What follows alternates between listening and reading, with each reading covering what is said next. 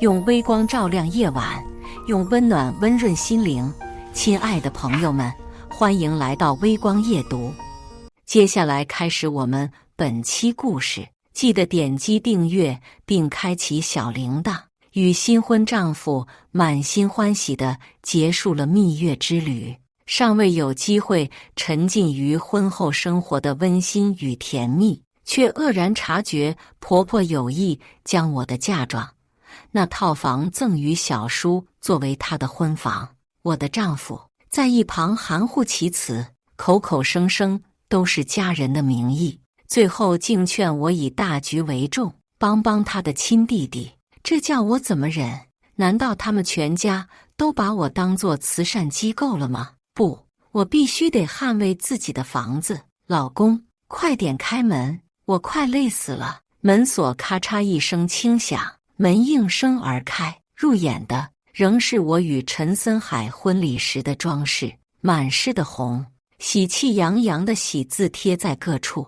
我急匆匆地甩掉鞋子，迫不及待地冲向卧室，渴望先好好睡上一觉。然而推开门的一刹那，我愣住了。婆婆与一个陌生的女子坐在我的卧室之中，我一时语塞，心中有千言万语，却不知从何说起。还是婆婆反应迅速，站起身来向我介绍道：林童，你们小两口回来的真快，来，给你介绍个人，这是我未来儿媳，你的小叔的女朋友，也是你未来的弟妹文雪。文雪的脸上浮现出一抹羞涩的红云。原来您就是嫂子啊，小江总跟我提起您，说您既能干又漂亮，今天一见，名不虚传。文雪微笑着恭维道，尽管对她和婆婆未经允许就进入我家，还安然坐在我和陈森海的婚床上感到不悦，但想着和气生财，我还是维持着表面的和气。什么？要让她住在我家？听完婆婆的提议，我惊愕地提高了声调，满脸的难以置信。婆婆迅速站起身，紧忙捂住我的嘴巴。彤彤，轻点声，别让隔壁的文雪听见。说完，她还紧张地朝门口瞥了好几眼。我张大嘴巴，深呼吸几次，努力平复激动的心情。我尽量保持冷静，试探性地问婆婆：妈，如果她住这里，那我和小海该怎么办呢？彤彤啊，文雪这孩子重情义，为了和小江的爱情，不远万里从外省赶来，她现在无依无靠，我们作为家人，怎能让她去住宾馆呢？都怪我没什么本事，这些年也没攒下什么钱，儿子结婚都帮不上忙。我这一问，反倒引出婆婆一堆苦水，我心里无语至极。她是新来的媳妇，难道我就不是吗？我瞥了一眼旁边的老公，他满脸心疼地盯着婆婆，完全没注意到我的情绪变化。看来这个男人也指望不上。我还没来得及回应，老公陈森海就急切地开口道：妈，您别这样，看到您难过，我心里也跟着疼。陈森海紧紧握住婆婆的手，脸上满是心疼的表情。我沉默地坐在一旁，静静地观察着这一幕。过了一会儿，陈森海把婆婆劝去了另一个房间。现在宽敞的房间里只剩下我们两个人了。陈森海看着我，嘴唇动了动，似乎有些犹豫。他挣扎了好几次，终于下定决心开口说：彤彤，你了解我家的情况，我已经结婚了，娶到了一个好妻子。我弟弟好不容易找到了一个愿意和他一起生活的女朋友，我不能眼睁睁地看着他的婚事告吹。彤彤，你能忍耐一段时间吗？陈森海几乎是恳求地对我说出这番话。我看着面前这个1.8米几的男人，在此刻显得如此卑微和恳求，心中不禁涌起一阵复杂的情绪。我回想起了我们初次相识时，他那朝气蓬勃的模样，与现在形成了鲜明的对比。我和陈森海的相识源于大学时的一场篮球赛，他所在的球队代表我们系进入了决赛，我们这些女生则作为啦啦队去给他们加油。陈森海在人群中格外引人注目，1.8米多的高大身材，健硕的体魄，透过球衣隐隐可见那格外对称的腹肌。球场上他挥汗如雨，每一个投篮动作都帅气逼人，哪个少女不怀春？我一下子就被他的少年意气所吸引，或许是命运的安排，我后来竟被选为啦啦队队员，因此有了更多接触陈森海的机会。我们聊天中发现都是安庆市人，这份老乡的情缘让我们更加亲近，经常一起吃饭闲聊，彼此间的情感逐渐升温。然而那层窗户纸始终没有被捅破，直到陈森海的父亲突然去世，这件事对他打击巨大。他回来后整日萎靡不振，我无法忍受他这样消沉，于是想尽办法陪伴他。有一天，我陪他借酒消愁，醉酒后，他向我倾诉了内心的痛苦和委屈。这时我才明白，原来陈森海的生活并不像他所表现出来的那样阳光和积极，他的背后隐藏着许多不为人知的辛酸和苦楚。陈森海的家境相当普通，甚至可以说是不太好。他们一家，包括父母和弟弟，都挤在镇上那间不到50平米的小房子里。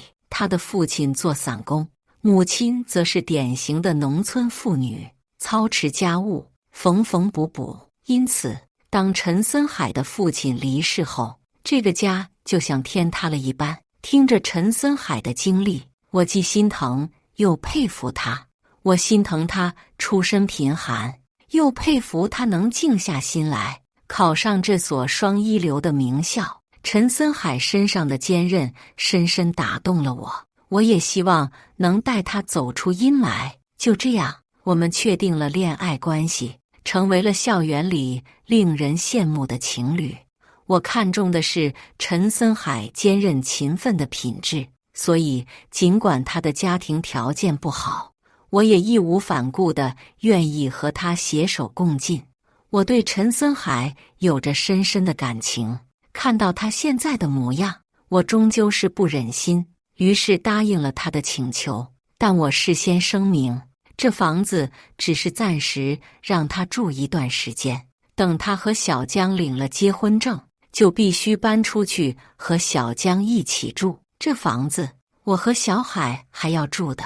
我和陈森海结婚时，陈家经济状况拮据，既出不起彩礼，也办不起豪华的婚礼。我理解陈森海作为长子的难处，所以从未对他有过任何逼迫。我父母心疼我，担心我过得不好或受委屈，于是全款购买了一套价值100万的房子送给我。这套房子名义上是陪嫁房，但实际上就是我和陈森海的婚房。婚后，我父母出资让我们去巴厘岛度蜜月。我们今天刚回来，却发现这套陪嫁房我自己还没住上几天，就要让给别人住。虽然心里有些不悦，但考虑到陈森海，我便不再多说什么。看到我同意，陈森海感动得热泪盈眶，紧紧抱住我，承诺以后会好好补偿我。当天晚上，我和陈森海先去婆婆家凑合住了一宿。一进门，我就感到极度不适，狭窄的空间，老旧的陈设以及满屋子的油烟味。但看了看一旁的陈森海，我终究还是忍了下来，什么也没说。陈森海父亲去世后，他作为家里的长子，自然承担了更多的责任。我躺在有些松动的床板上，盖着散发淡淡霉味的被子，强迫自己闭上眼睛睡觉。然而结果却是一夜无眠。第二天早上，我睁着熊猫眼面对陈森海，他看着我，欲言又止。显然他一眼就能看出我昨天晚上睡得并不好。吃过早饭后，我和陈森海急忙去了附近的中介找房子。我们都清楚，他家的环境我根本无法适应，长期居住是不现实的。在中介的介绍下，我们选中了一套精装修、可以拎包入住的房子，并迅速签下了3个月的租房合同。我心想，3个月的时间应该足够文雪和小江把他们的婚事敲定了。于是当天我和陈森海就大包小包地搬进了这套暂时租住的房子。在这段时间里，我与未来的弟媳文雪建立了深厚的友谊。她对我非常和善热情，每次见到我都会甜甜地叫我嫂子，并邀请我一起吃喝玩乐、逛街散步。我感觉自己像多了一个好姐妹一样开心。通过这段时间的相处，我了解到文雪是个孤儿，在福利院长大。看着这个总是笑嘻嘻的女孩，我不由得开始心疼她。文雪和陈文江是通过网络认识的，她不远万里来到这里，就是为了追寻自己的爱情，和陈文江结婚。她是一个非常勇敢、洒脱的女生。时间一天天过去，转眼间1个多月已经过去了。这天，一家人围坐在一起吃饭时，陈文江宣布了他和文雪的婚讯，婚礼定在下月初。我看了看坐在对面的文雪，她就像一朵雪白的茉莉，笑得一脸娇羞。我真心为他们感到高兴，同时也期待着我们能早日搬回自己的家。随着婚期的临近，我越发能感受到文雪的紧张情绪。出于对她的心疼和日后作为一家人的关爱，我经常陪在她身边，帮她处理各种琐事，希望能缓解她的紧张情绪。然而，就在某天，我和文雪的闲聊中，我无意中问起她婚后打算住在哪里。文雪一脸茫然地回答我说，她会住在现在的房子里，并认为那就是她和陈文江未来的婚房。听到这个回答，我心里一紧，重复了一遍她的话，以确认自己没有听错。文雪看我满脸疑惑，耐心地解释说，陈文江在他来之前就已经把房子装饰好了，准备作为他们的婚房。他的话语中充满了幸福和期待，而我的心却越来越冷。晚上，陈森海刚回家，我迫不及待地告诉他这个情况。陈森海明显愣了一下，似乎对这个消息感到意外。我向他详细描述了和文雪的对话，并观察着他的反应。他皱着眉头，一言不发，似乎对这个突如其来的问题感到棘手。我冷冷地看着他，要求他给我一个满意的答复。其实，我已经猜到了这个问题的根源。不管是陈文江还是婆婆的主意，他们最终的目的都是想把我的陪嫁房作为陈文江和文雪的婚房。陈森海似乎感受到了我的不满和怒气，他拿起外套匆匆出门，说是要回去问问婆婆和陈文江。看着他的背影消失在门口，我心里五味杂陈，只希望这个问题能够得到妥善的解决。同时，我也开始重新审视这段婚姻和陈森海一家人的真实面目。深夜，陈森海才一脸疲惫地回到家，他打开灯，却意外地发现我坐在黑暗中等待着他。老婆，这么晚了，你怎么不睡觉？坐在这儿干嘛？他问道。在等你的处理结果。我抬眼静静地看着他，我们两人对视了许久。陈森海反复张嘴，却难以吐出一个字。终于，他开口说道：“老婆，那套房子先借给小江用一段时间吧。借给他一段时间？借多久啊？10年还是20年？还是借给他一辈子啊？”我的声音中带着连我自己都未曾察觉到的冷漠。老婆，我就这一个弟弟，况且我们现在不是有房子住吗？就先让他怎么了？陈森海的语气中甚至带着一丝理所当然。陈森海磨了我很久，我既没有答应，也没有拒绝，只是告诉他我需要再考虑考虑。晚上，我躺在床上翻来覆去睡不着，思考着这件事。这时，陈森海的手机一直响个不停，让我心烦意乱。我拿起手机准备调成静音，却无意间看到了婆婆发给陈森海的信息：小海，进展的怎么样了？出于好奇，我打开了陈森海和婆婆的聊天记录，一看之下，我的心仿佛掉进了冰窟。看完婆婆和陈森海的聊天记录，我震惊地发现他们的全部对话都围绕着我的陪嫁房。婆婆明确要求陈森海把我的房子给小叔做婚房，而陈森海的回复更是让我心寒。他说我的房子就是他的房子，他一定会帮他弟弟。这是什么意思？难道陈森海想把我的东西占为己有吗？我看着在我身旁熟睡的男人，第一次有了一种陌生的感觉。这个曾经让我觉得可以依靠一辈子的男人，现在却和婆婆一起算计我的房子。我感到无比的失望和痛心。于是，一个想法也在我的脑海中萌生了。第二天一早，我伪装得如同往常，若无其事地准备着早餐。餐桌上，陈森海数次试图开启对话，但每次都在我锐利的目光下退缩了。待他离家工作后，我联系了文雪，邀请他在附近的咖啡馆相聚。文雪一见我就满脸喜色地问：嫂子，今天怎么这么有空找我？我凝视着她，深吸了口气，问道：文雪，你不知你与陈文江的婚房其实是我的嫁妆吗？话落，文雪的神情明显一愣。我观察到她从茫然到震惊，最后脸上显露出愠怒。她的反应证实了我的猜测。文雪对此一无所知，她是无辜的。嫂子，陈文江和他妈妈跟我说，那是他给陈文江的婚房。我一直以为那是陈文江的。文雪急切地解释。与文雪的对话中，我了解到陈文江从一开始就在欺骗他，他虚构了一个相对富裕的家庭背景，而没有告诉他真相。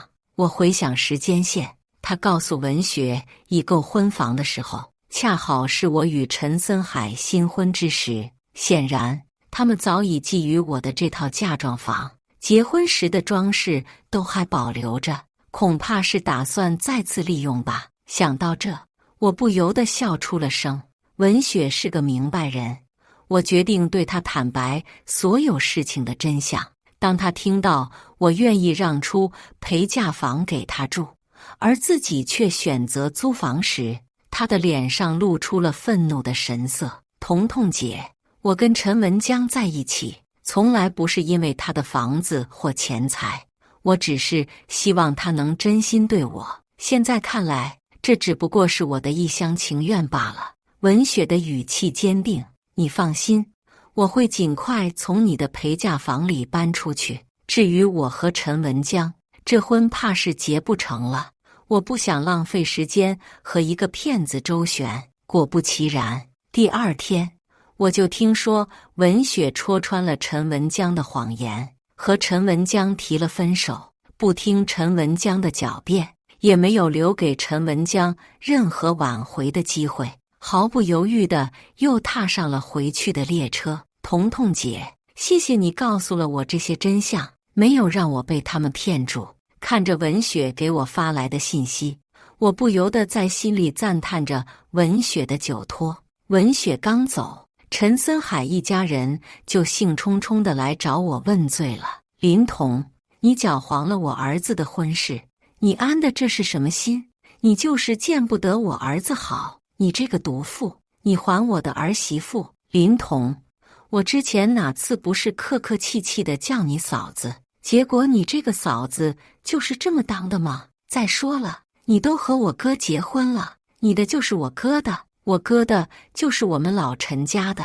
要不是你从中搅和，文雪会和我分手吗？面前的婆婆和小叔子对我口诛笔伐，而我的老公陈森海，我义无反顾选择的老公，就那么静静地看着我被他母亲和弟弟指责，一言不发。我看着陈森海，又看了看婆婆和小叔，头一次，我对这段婚姻产生了一种浓烈的无力感。我感觉自己就在漂浮在海里，身边的浮木没有一块能让我抓得住。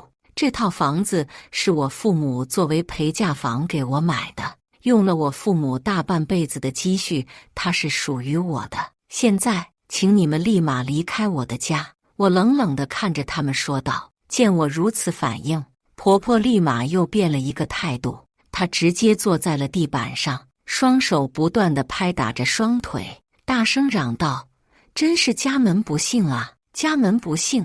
儿媳妇要把我这个老太太赶出去了！巨大的叫嚷声惹得左邻右舍全都跑出来，围在我家门口看着热闹。就在这时，刚刚还一言不发沉默着的陈森海突然遣散了看热闹的邻居，并拽着我的胳膊离开了这里。林童，你怎么能这样呢？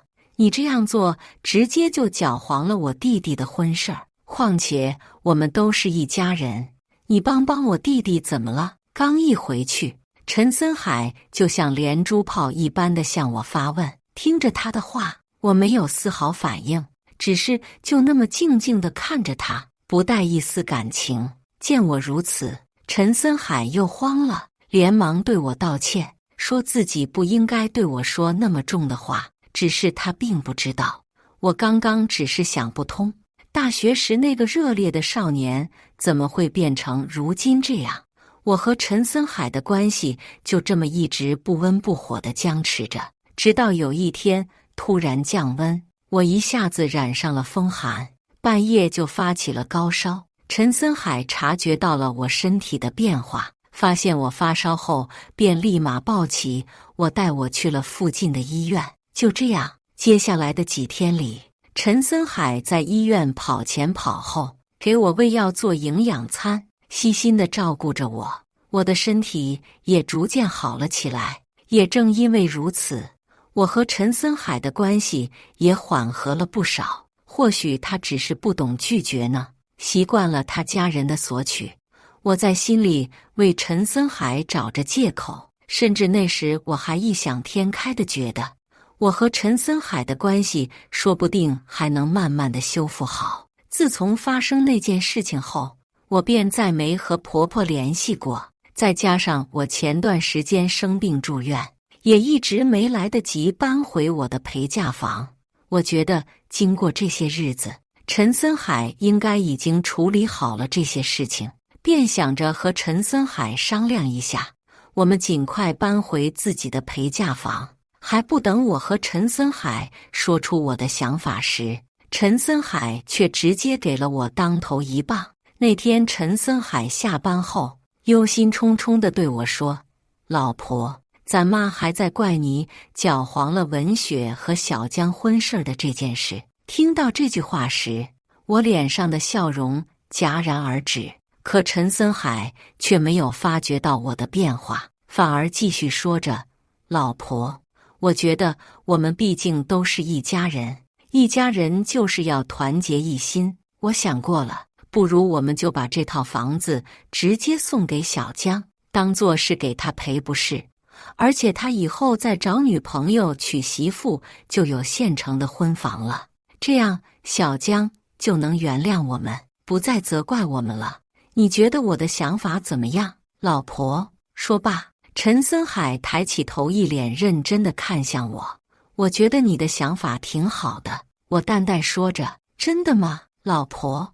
你真觉得我的想法好？听到我的回答后，陈森海表现得一脸亢奋。真的，我觉得你的想法挺好的，你可以去自己挣一套房子送给你弟弟做婚房。至于我和你，我们离婚吧。我一字一句十分认真地说道。在听完我的话后，陈森海脸上的笑容渐渐消失了，最后取而代之的是不敢相信的惊愕。彤彤，你要和我离婚？为什么？就因为这点事情吗？陈森海，我是和你结婚，不是来扶贫的。当初我选择你，就是因为我觉得你坚韧又努力。可你看看你现在成了什么样子？我给过你很多次机会了。第一次，你让我把婚房先给文雪住，我体谅你不容易，答应了。可你呢？你联合着你妈和你弟弟一起欺骗文雪，也欺骗着我。从一开始你就准备把我的陪嫁房给你弟弟做婚房用。你听我解释，彤彤，不是这。我打断了陈森海的话，继续道：第二次，你妈和你弟站在一起指责我，你却一言不发，反而还把事情怪在我的头上。第三次，就是今天，放着好好的日子你不过，没想到事到如今你还是执迷不悟。陈森海，我和你没什么好说的了，离婚是我们两个现在唯一的选择。说完，我不再去看陈森海一眼，径自转身离开了。我回到了我的陪嫁房，刚准备拿出钥匙开门，却发现这门怎么也打不开。正当我准备找物业开锁时，这门却自己打开了。我定睛一看，发现婆婆和陈文江正坐在我的陪嫁房里，看样子他们已经在我的房子里住了一段时间了，真是有够不要脸的。未经房主同意就光明正大的住在别人的房子里，甚至还换了我家的门锁。现在我真是看透陈森海这一家子人了，这是我家，你们现在立马给我出去！我和陈森海已经准备要离婚了。还不等我说完，婆婆立马像无赖般说道：离婚就离婚，我早都想让小海和你这种毒妇离婚了。就算你们离婚了，这房子也有我儿子的一半，我们想住多久就住多久。这房子是我爸妈给我买的，和你儿子一毛钱关系都没有，你们赶紧给我走！谁知我刚说完，婆婆又像之前一样，扑通一下坐在地上，开始大喊大闹，副无赖样。见她是铁了心的不走，那你就别怪我了。既然软的不吃，那就吃硬的吧。我找到了房子的房产证，这房子是我爸妈在婚前全款给我购买的，属于是婚前财产，而且房产证上也只写了我一个人的名字，根本没有任何纠纷，就能判定这套房子是属于我的。随后我声称有人私闯民宅，通知了物业前来赶人。小区的治安很好，物业也很认真负责。在接到我的电话后，立马上来了几个工作人员，人人手里都拿着一个电棍，以备不虚之需。他们哪里见过这种场面？婆婆和陈文江一下子就被吓傻了，顿时也不哭也不闹，也不撒泼也不打滚了，安安分分的被这几个彪形大汉抬了出去。拿回房子后，我便向法院提起了离婚诉讼。很快判决结果就下来了，我如愿拿到了离婚证，而我也再次看见了陈森海。陈森海一脸沧桑地看着我，他现在早已没有了往日的神采。陈森海红着眼眶看着我说：彤彤，我后悔了，他这副模样让我很是不屑，也更让我从心底里瞧不起他了。那你该赖谁呢？赖你妈心思不正，还是赖你弟弟好吃懒做？不过其实你最应该赖的人就是你自己，你拎不清楚是非，一味的偏袒你的无赖家人，就当我之前眼瞎，看错了人，误把你当作良人。日后我们桥归桥，路归路，再也不要见面了。说完，我不再看陈森海一眼，从他身旁穿过。这时我突然想起了文雪给我发的那条短信，其实他后面还有一句话彤彤姐，你值得更好的。其实那时的文雪和我都心知肚明，如果不是有陈森海的默许和纵容，他的母亲和弟弟又岂敢做到那个样子？只不过那时候的我不想相信，也或者是不敢相信，因为我在那个时候没有文雪那般的酒托，更没有敢结束一切的勇气。而如今，我找到了这份果断，敢和这一切说一声再见了。后来，我听说陈森海和我离婚后性情大变，对他的母亲和弟弟也渐渐有了怨言。不过想来也是，没有了我这个大冤种的帮扶，陈森海的日子是不会太好过的。直到后面有一天深夜，陈森海的情绪突然爆发，和他们大吵了一架。也不知道是争吵得太过激烈，还是因为推操中陈森海的母亲受到了惊吓。陈森海的母亲突然晕倒中风后，经过医院全力抢救，就回来了这一条命，但下半辈子却也只能在床上度过了，无时无刻不需要被人照顾着。而陈森海的弟弟陈文江也因为在争吵中不慎摔下楼梯，落下了个终身残疾。陈森海的结果可想而知，今后的日子里，他要拖着一个瘫痪的母亲和一个残疾的弟弟，甚至还要忍受着他们的责难。不知道现在的他会作何感想，还会像之前一样觉得一家人之间就要无私的奉献吗？或许有时候其实并不用我们做什么，上天自会给出最合适的安排。这段婚姻虽然短暂，却仿佛经历了漫长的岁月，几个月的时间，对我而言，却像是走过了一个时代。从满怀期待的新娘，到决心走出围城的离异女性，我经历了太多的起伏和变故。然而，我从未后悔过自己的选择。这段婚姻虽然以闹剧收场，但它却让我更加看清了自己，也看清了生活的本质。我庆幸自己有敢结束一切的洒脱，这不是每个人都能做到的。当感情不在，当信任消失，我选择了勇敢的离开，而不是委曲求全。离婚后的我，并没有沉浸在过去的伤痛中无法自拔，相反，我选择了重新开始，用全新的态度去面对生活。我知道未来的路还很长，我不能让过去的阴影束缚住自己的脚步，我要勇敢地往前走，去寻找属于自己的幸福。在接下来的日子里，我努力地让自己活得更为闪耀。我重新找回了自己的兴趣爱好，开始尝试各种新鲜的事物。我读书、旅行、健身，让自己的生活变得丰富多彩。我也结识了许多新朋友，他们给我带来了无尽的欢乐和支持。每当夜深人静时，我会独自坐在窗前，望着星空发呆。那些闪烁的星星，仿佛在诉说着他们的故事，而我也在这些寂静的夜晚里思考着自己的人生和未来。我知道，我不能停滞不前，我要不断地前进，去寻找那个属于我的星辰大海。随着时间的推移，我逐渐从离婚的阴影中走了出来。我开始重新审视自己的生活和价值观。我意识到，婚姻并不是生活的全部，也不是衡量一个人价值的唯一标准。每个人都有自己的人生轨迹和追求目标。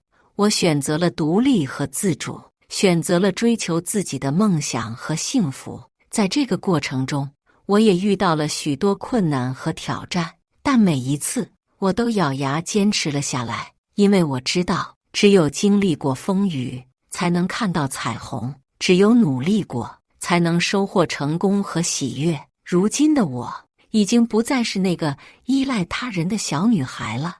我学会了独立面对生活的挑战和困难，我学会了珍惜自己拥有的每一刻幸福时光，我学会了用微笑去面对人生的起起落落。在未来的日子里，我会继续保持这份洒脱和勇气，去迎接每一个新的挑战和机遇。我相信，只要我坚持不懈地努力下去，就一定会收获属于自己的那份闪耀和幸福。而在这个过程中，我也逐渐发现，生活并不是一成不变的，它充满了变数和未知，但也正因如此，才更加精彩和有趣。我开始学会接受生活的多样性，不再拘泥于一种固定的生活模式。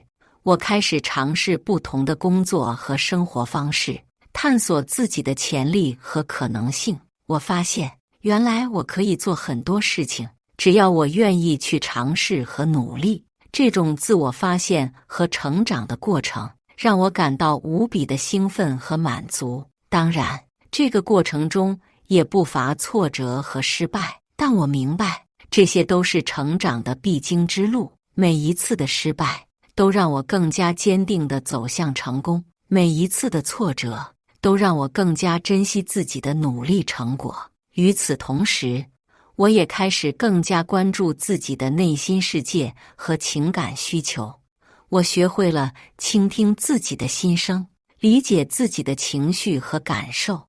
我开始注重自我疗愈和成长，努力让自己的内心变得更加强大和坚定。在这个过程中，我也遇到了许多有趣的人和事，他们给我的生活带来了无尽的乐趣和启示。我也开始学会与他人分享自己的经历和感受，建立了许多深厚的友谊和人际关系。回望过去，我感慨万分。这段短暂的婚姻虽然以失败告终，但它却成为了我人生中最宝贵的财富之一。它让我学会了如何面对生活的挑战和困难，如何坚持自己的信念和追求。更重要的是，它让我更加珍惜现在拥有的一切，更加努力地追求未来的幸福和成功。在未来的日子里，我会继续保持这份坚定和执着，勇往直前地追求自己的梦想和目标。我相信，只要我坚持不懈地努力下去，就一定会实现自己的理想和愿望。而这个过程也将成为我人生中最精彩和最值得回忆的一段旅程。故事完，接下来是我们本期第2个故事。记得点击订阅并开启小铃铛。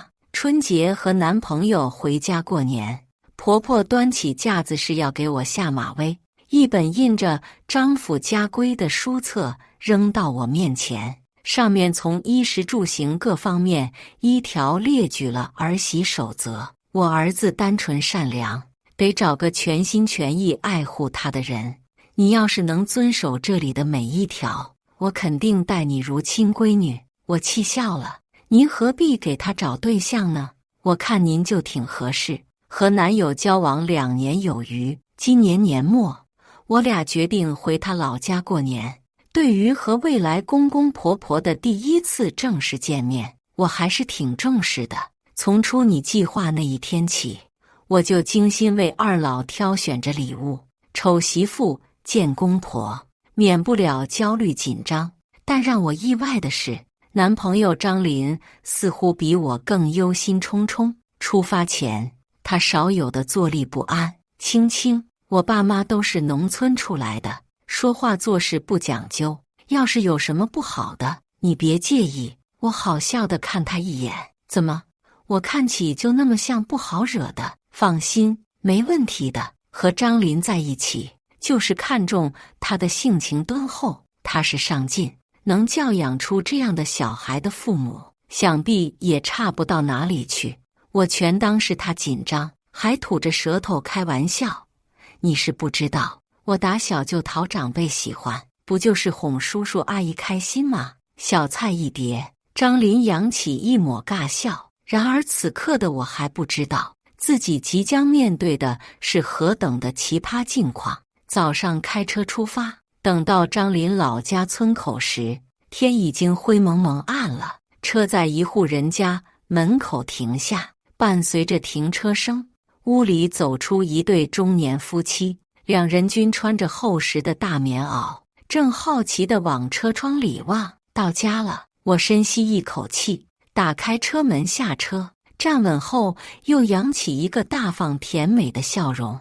那声叔叔阿姨好还没喊出口，对面的妇人已经3步并作2步地朝正往后备箱里拿东西的张林喊：“哎呦，我大儿子，人回来，老妈就很高兴了，还买什么东西？又乱花钱，冷不冷啊？穿这么少。大儿子，哎，妈可是想死你了。”张林他妈又是搂着抱着张林，又是伸手给他拢衣服的，一通操作下来，看得我目瞪口呆。好在张林看出了我的尴尬，连忙走到我旁边，对着老两口介绍：“这就是我和你们说的青青，我女朋友。”我重新扬起笑脸，又打了一个招呼。这一次，两人终于将目光移到了我身上。简单的寒暄后，张林他妈又催促着他赶紧进门，别冻着了。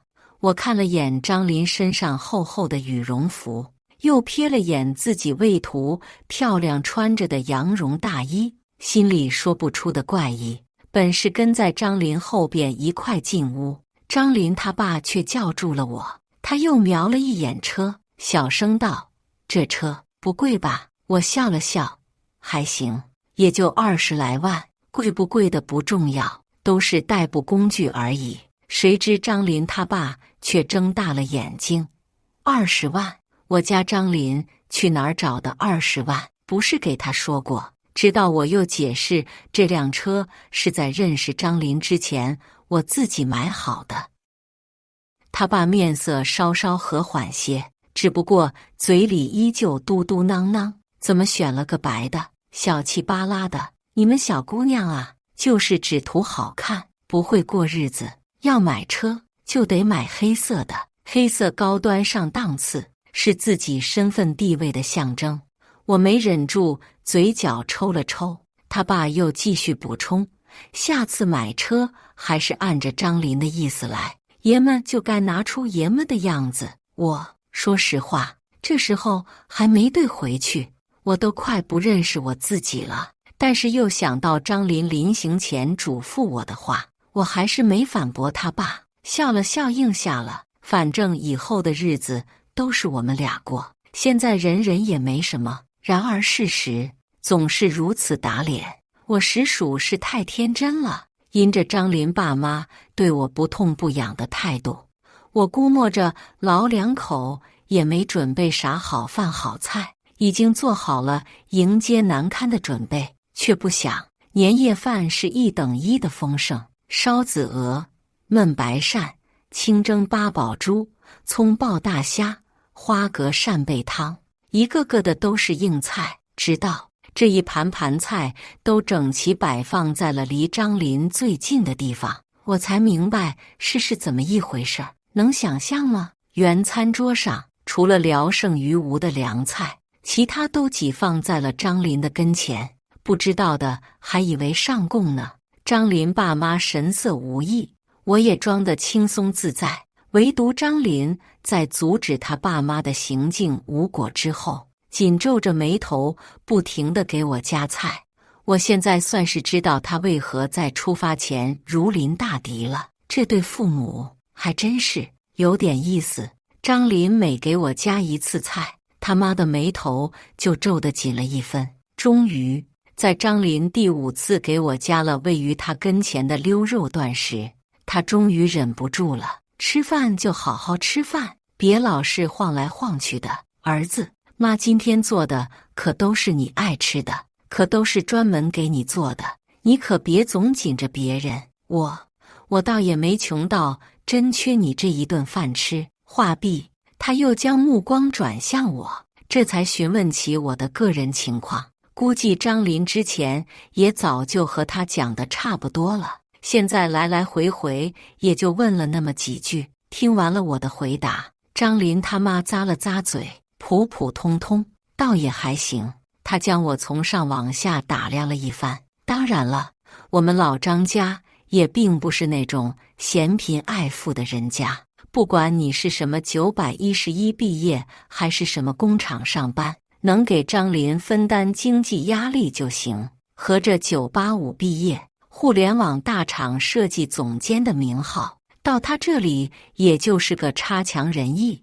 我忍不住翻白眼，却又在张林求助的神情中忍了下来。没想到他妈又缓缓说道：一个女人最重要的还是要伺候好自家男人，就是不知道你现在是什么水平。他像打量商品一番，在我身上来回游走，盯得我好不自在。就在我快忍不住了的时候，他妈妈似是灵光一闪，起身就往屋里走了去。出来时，手里已经多了一本厚度堪比民法典的书册。有了之前的惊吓，我已经稍微有了些心理建设，却没想到当他妈将书册往我面前啪的一放时，我还是被惊掉了下巴。看着书册上鎏金镶边的张府家规4个大字，我承认有那么一秒感觉整个世界都魔幻了。然而更让我震惊的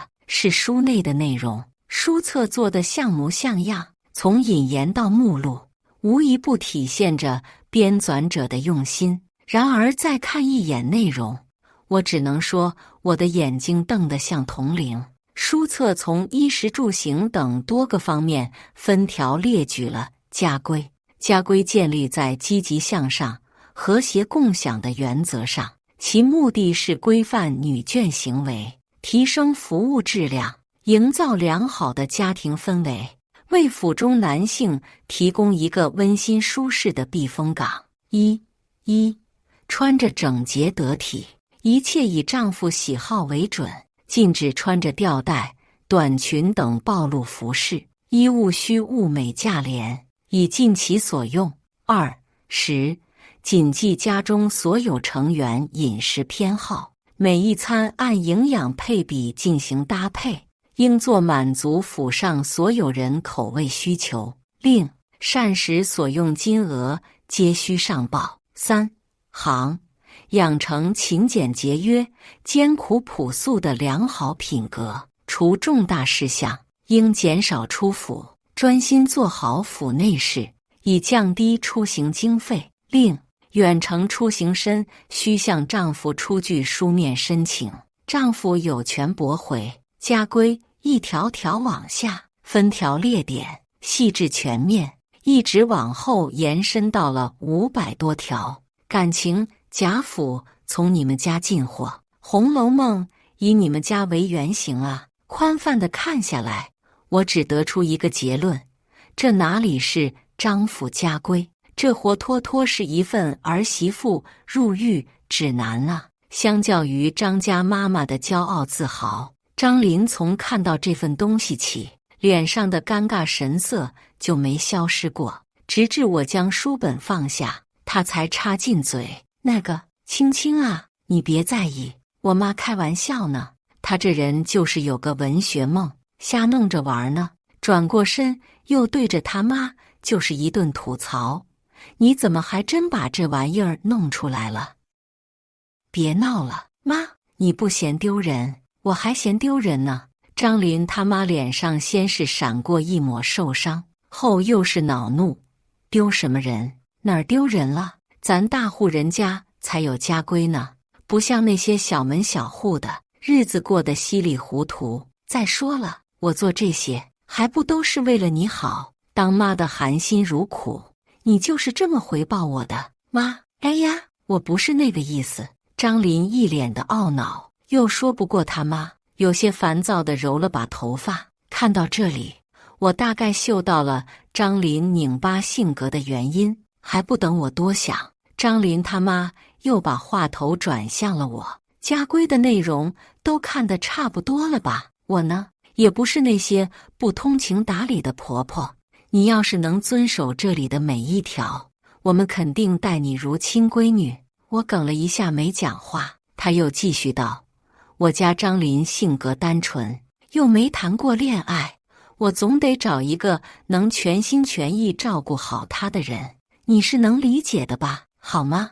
看样子这还是为我量身定做的，我简直都要气笑了。见我不说话，他又开始嘀嘀咕咕：我宝贝儿子这考上了公务员，那可是铁饭碗，别人上赶着巴结还来不及呢。别看你现在在厂里挣得多，但你这失业了，还不是得我儿子养你？要换我呀，早就赶紧背熟家规讨婆家欢心了，哪还能阴沉个脸？他的话多且密，听得我脑瓜子都炸了。我扫了一眼一脸烦躁的张林，以及坐在餐桌旁事不关己的他爸，然后向他妈缓缓一笑。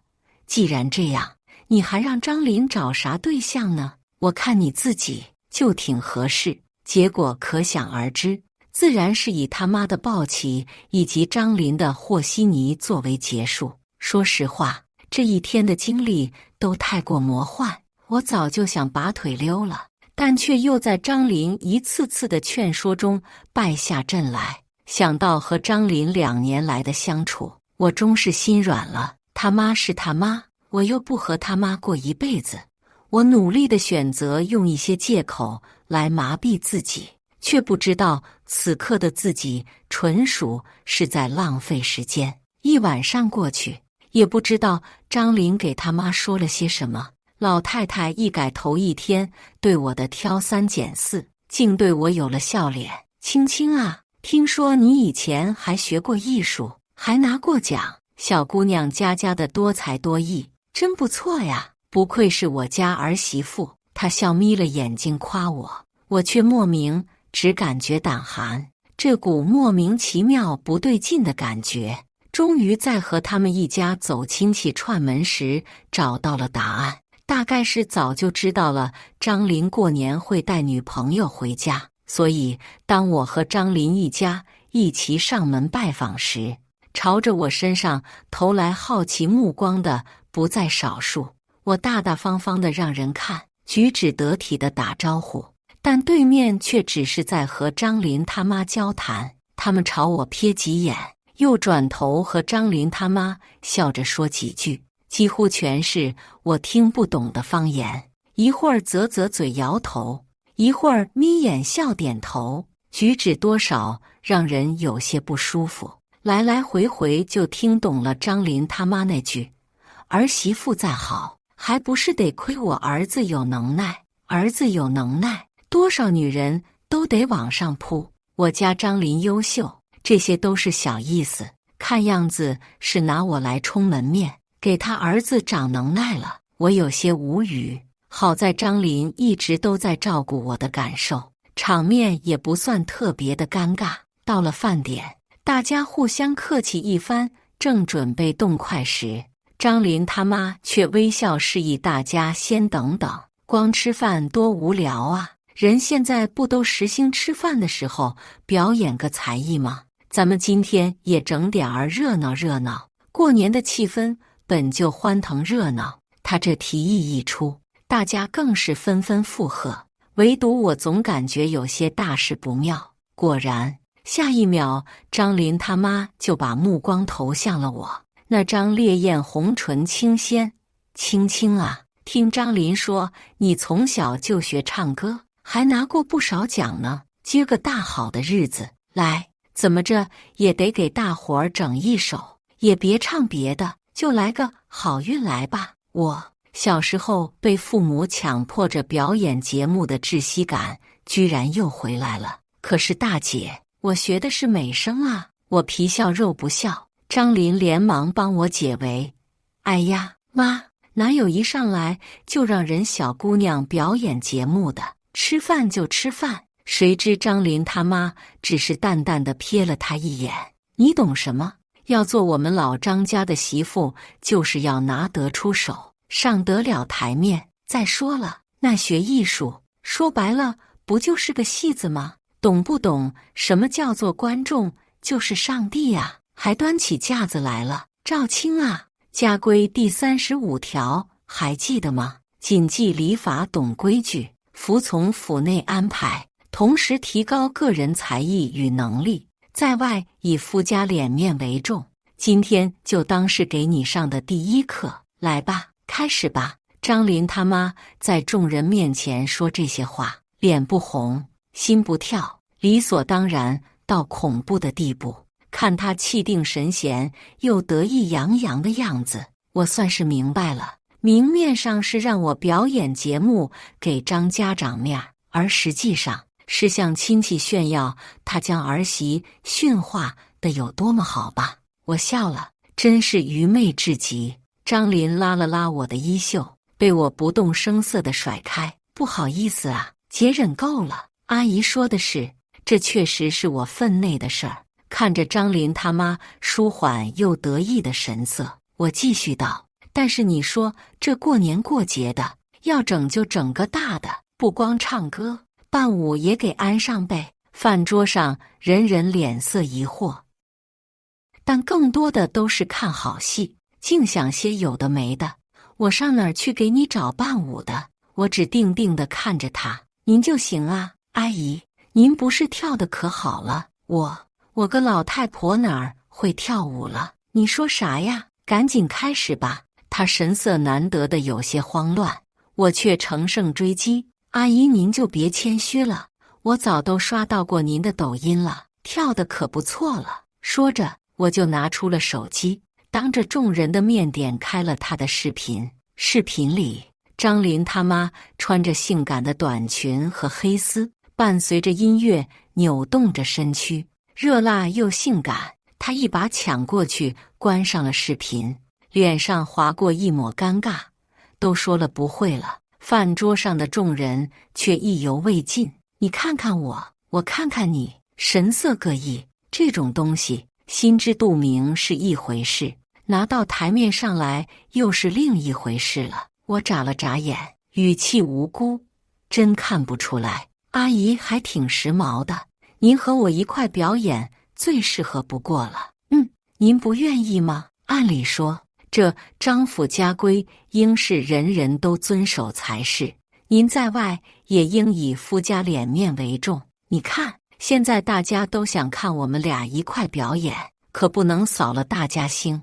看着张林他妈越来越黑的脸色，以及他爸终于改变的事不关己高高挂起的态度，我内心说不出的爽。小样，不和你闹一下，还真当我好欺负了。最终，这场立规矩的表演以张林他爸打着哈哈忽略过去作为结局。炫耀不成，反而丢了面子。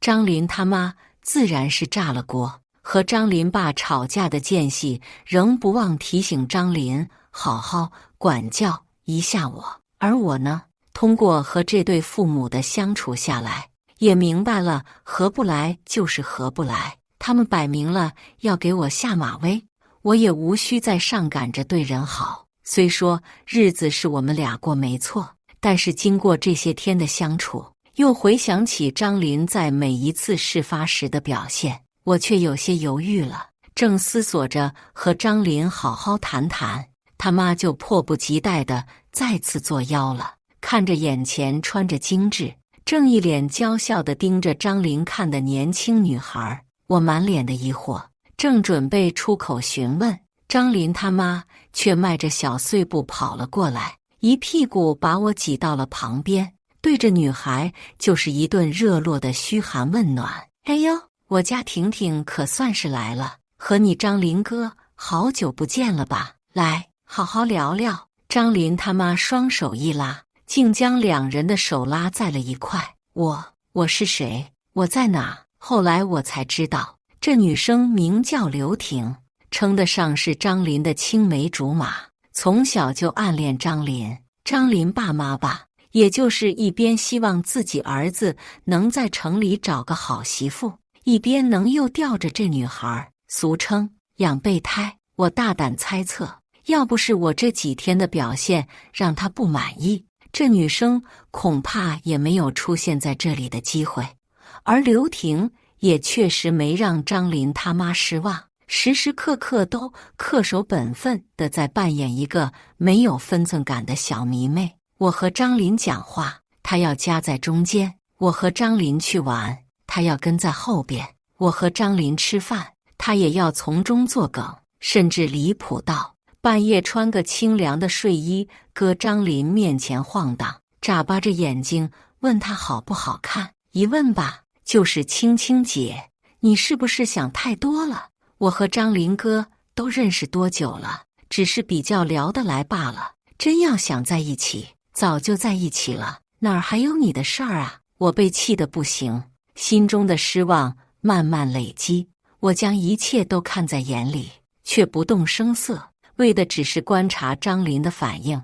只可惜，他终是让我失望了。刘婷虽是被他劝走了，可他对此却没有分毫的解释，只会皱眉说着叫我相信他。明知道是他妈在后面捣鬼，却只会让我多担待，说别和他妈一般见识，争吵无法避免。然而最让我无力的，还是张林一次又一次的怯懦和逃避。要数最乐意的，还得是张林他妈。见我们俩心生隔阂，他竟笑眯了眼。张府家规第65条，严格遵守温良贤淑，忌妒忌疾，一切以丈夫意愿为主。身为一家主妇，就该识大体，懂包容。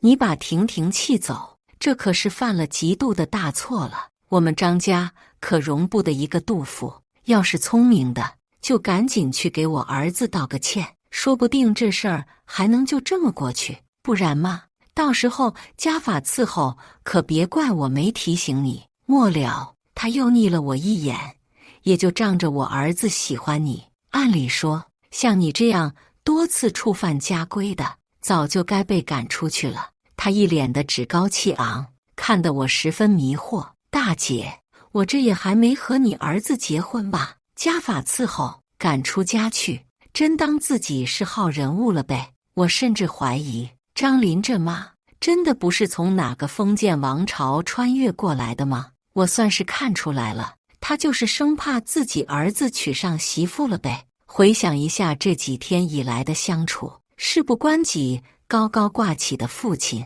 愚昧古板到让人窒息的母亲，还有永远只知道逃避的张林，我想也没什么好聊的了。这恋爱我是没法谈下去了。只不过临走之前，我怎么着也应该再送张林他妈一份大礼。当怀胎6月的女人出现在张林家里时，他妈的眼神比起我初见刘婷时有过之而无不及。究其原因，大概是这女人正抚着肚子，热泪盈眶地看着张林他爸爸。50多岁的老头再没有了站在一旁看好戏的气定神闲，连嘴里正叼着的烟都差点掉到了地上。张哥，你不是说了不会丢下我不管吗？现在孩子月份越来越大了，我们娘俩可怎么办呀？张林他爸却神色慌张，直说着不认识这人。见状，女人又跪倒在张林他妈的面前，凄凄哀哀：姐姐，求你为我做主啊！我肚里有了张哥的孩子，可是他说着就快要抽过去。不得不说，这女人看着年纪也不过30出头，可这手段可比张林母亲找来的刘婷不知道高出了多少倍。揣着肚子叫正式给自己做主，这怎么不算一种嚣张呢？张林更是一脸的懵逼。或许有咂出一些未来，但他保持了他一贯的沉默。张建国，你都在外边干什么了？你还要不要脸了你？张林他妈惊叫，声音中甚至透着颤抖。张林他爸蹩脚的解释，女人梨花带雨的啼哭，以及张林他妈难以遏制的怒吼。一时间，场面精彩纷呈。我就是在这时候缓缓出声：按照张府家规，女子应谨记大方得体，忌及嫉妒。阿姨您这不合规矩呀！再说了，既然出了这事儿，那证明叔叔的心意正是如此。凡事要以丈夫意愿为重嘛，您说对不对？我在他气急的目光中缓缓道来。见没人搭话，我又继续道：再说了，有人和你分担服侍丈夫的职责，你该高兴才是。张林他妈的脸色肉眼可见的更难看了，也不知道他有没有想起，就在刘婷死乞白赖的纠缠张林时，他也同我讲过这样的话。我瞥了一眼那女人的肚子，又轻笑：“你还无痛当妈了，何乐而不为呢？”我刚说完，张林他妈就发出了一声尖锐的报鸣，然后朝我扑了过来。张林手急眼快地去拦他妈，却不小心撞到了一旁的孕妇。张林他爸见状，又3步并作2步地过去，小心扶起。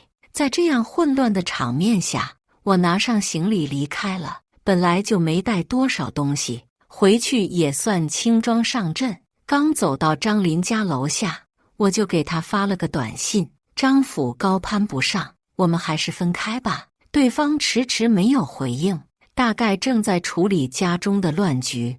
我打了些话给张林，想了想，还是删掉了。当局者迷，旁观者清，或许他们家庭的氛围正是他喜欢的呢。在之后的时间里，张林都没再联系过我，或许是接受了结果，又或许是家里的麻烦太难处理。直到几天后，我正在和甲方谈合同，张林他妈却像个疯子一般冲进了咖啡馆，一进来二话不说，端起桌上的咖啡就往我身上泼。所幸合作方眼疾手快，将我拉了过去，这才幸免于难。然而他妈却不依不饶，指着我的鼻子破口大骂：“赵青，你这小贱人，就是你把我们家搅得鸡犬不宁的，你好好的使什么坏？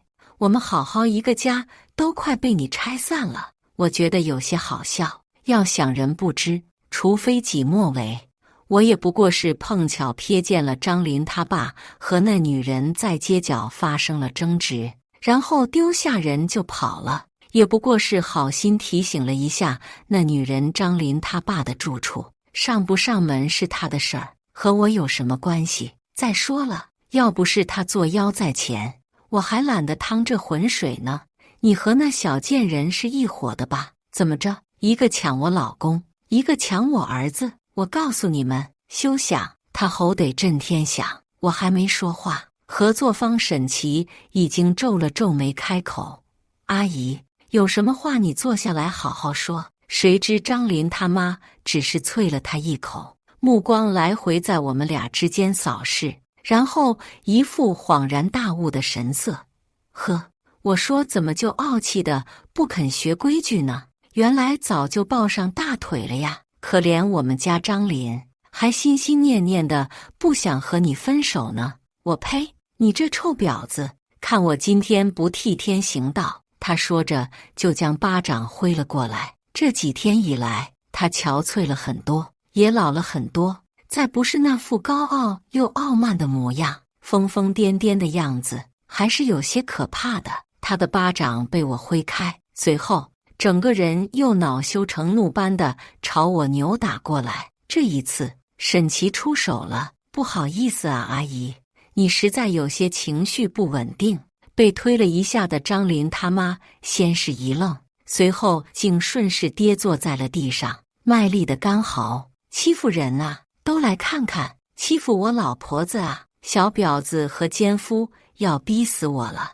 大家评评理啊！”他这一吼，更是连咖啡店外边的人都吸引住了。要说能闹事儿，还得是他。待到张林出现时，他已经嚎得嗓子都快哑了。一见到自家儿子，他更委屈了，一边哭一边说：“我要弄死他。”张林嘴脸一抽，并不理会他妈的胡言乱语。张林和我打了一个招呼，就准备把他妈拖出去，后者却依旧不依不饶，吵嚷着说我早就绿了他，现在奸夫就在眼前了，他还这么窝囊，说他就是不听话才造成这样的结果的，早听他的就没错。他说得起劲儿，下一秒，张林却当着众人的面甩了他一个巴掌。闹够了没有？张林他妈满脸不敢置信，他不知道，张林早就知道我来他老家这边也是顺便谈合同，他更不知道，压抑已久的张林早已不是那个任他摆布的儿子。后来，我和张林也算是正式分手了。虽说去他家的经历将是我毕生的噩梦，但我们俩最终和平分手，也算是对得起这2年的感情。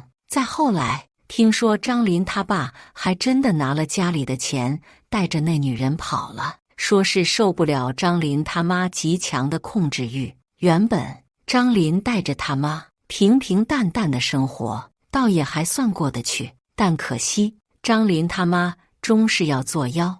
或许是张林的那一巴掌让他前所未有的恐慌，又或许是张林他爸的跑路给了他沉重一击。他妈开始害怕了，害怕儿子有一天也会离自己而去，害怕他不再是记忆里那个听话懂事的小孩，所以他采取了一种极端的方式，把张林留在自己身边。张林考上了与我同事的机关单位，即将上岸成为公务人员，政审期一过，就等着公示入职了。可就在这档口，他妈却不辞辛苦地去单位闹事儿，说他儿子不能来这里上班，哭着闹着让不许录取他儿子，更是想尽了一切办法去举报张林，堪称大义灭亲。因为张林他妈的抵死不从，最终张林被单位拒绝录用。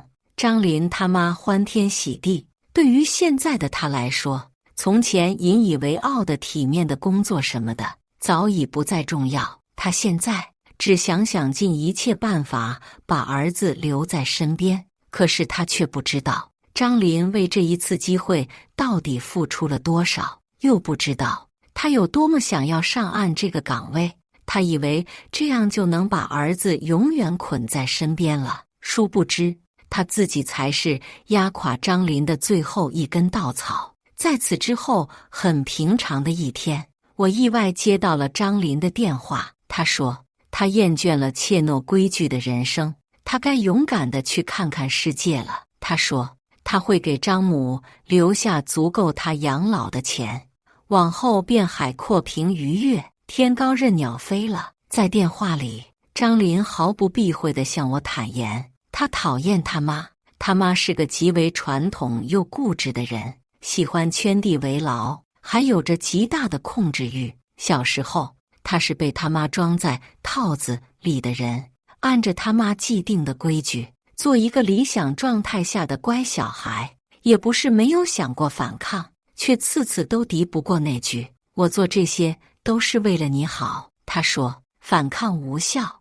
他索性选择逃避，由着他妈去了。时间一长，他好像就真的只会逃避一切了。张林自嘲一笑，我忽的就想起了在他家时，他那些尴尬又难堪的瞬间，心头泛起一阵酸涩。甚至张林他爸的花花心思，他妈也是早就全然知晓的，有愤怒，有无措。然而他心底的陈旧老思想却禁锢着他，让他自己给自己洗脑。丈夫出轨，那是自己做得不够好，当家主母总得宽容得体，只要不太过分，睁一只眼闭一只眼就过去了。可即便他严格遵守妇道，张林他爸也丝毫没有收敛，甚至因此更加大胆了。这并不符合张林他妈的认知，但他却依旧固守着自己的理念。既然男人靠不住，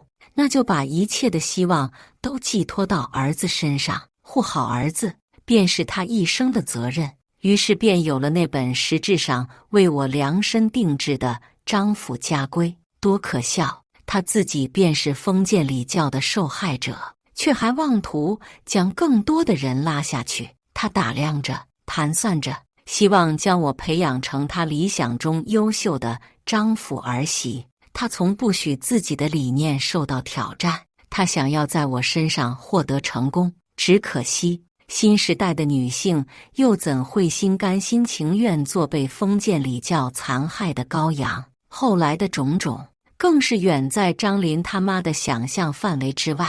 她知道丈夫出轨，却不想搞大了肚子；她知道儿子有怨言，却不想儿子竟和自己动手了。一切的一切都超出了他的掌控范围，一切的一切都与他心中的教条背道而驰，所以他怕了。张林还在娓娓道来，我眼前仿佛已经出现了一个可恨又可悲的女性形象，让人忍不住叹息：青青，对不起，我知道是我的优柔寡断和懦弱让你受了委屈，我也知道是自己亲手断送了我们的感情，也谢谢你让我明白一味的逃避不是办法。从前我活在我妈的阴影里，背光而行，而现在我也要勇敢地去追寻太阳了。我被张林爽朗的笑声感染，也说了句祝你一切顺利，然后挂断了电话。再次来到张林老家，已经是1年之后，是为验收上1年的工程。这1年过得倒也算平安顺遂，有收到张林从世界各地寄来的明信片，听说他已经环游了10几个国家。值得一提的是，张林他爸在这1年里竟上了新闻，原因却有些难以启齿。5旬老汉2娶年轻老婆，喜得龙凤胎，含辛茹苦赚钱养家，本也算是一段奇谈，却不想一个偶然的契机，才让他得知这俩被自己当作心肝宝贝的小孩，竟不是亲生的。此后2人大打出手，请记者，闹法庭，要多难看有多难看。对此，我只想说，自作孽不可活。这句话同样适用于张林他妈。丈夫没了，又亲手赶跑了儿子，她的3观彻底崩塌。1年的蹉跎之后，她早已疯疯癫癫，衣衫破烂的四处走街串巷，手里抱着的张富家规已经被摸得包了浆。她眼神无光，却是对着大街上的女生直摇头，如此穿着不雅，有违家规，活该嫁不出去。然后又抓着一小姑娘，献宝似的打开那书册，你要是能遵守这里的每一条，我就让你当我家儿媳妇。对方啐了他一口，并将他狠狠地推开，他也不恼，又小心翼翼地翻开家规，自己专心致志地背诵了起来。我叹了口气，默默地转头离开。怪不得别人，始终都是他将自己困在了死局之中。感谢大家的观看。本期影片大家觉得是第1个故事精彩，还是第2个故事精彩呢？欢迎大家在下方评论区讨论。如果你喜欢这类故事，记得点击订阅微光夜读，并分享给更多的人，这会对我帮助很大。再次感谢大家的观看。